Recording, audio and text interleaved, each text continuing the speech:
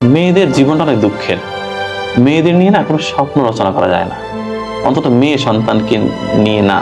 কেননা মেয়েরা আসলে তার জীবনের কোনো কুল কখনোই ঠিক রাখতে পারে না। বাবার সংসারে একরকম অ্যাটিচিউড করতে হয় তাকে, বিয়ে হওয়ার পরে স্বামী সংসারে গিয়ে আর এক রকম আচরণ করতে হয়, আবার বৃদ্ধ বয়সে গিয়ে ছেলের সংসারে গিয়ে আর এক রকমের রূপ ধরতে হয়। মানে বলে না নারী বহুরূপী, এই কথাটা না একটা পজিটিভ অর্থ আছে আমার কাছে। নারী যে বহুরূপী হবে না, নারীর না নিজস্বতা খুব কম হয়ে যায়। সমাজটা এরকম যে নারীকে বারবার মানে স্রোতের মধ্যে ঠেলে দেওয়া হয়।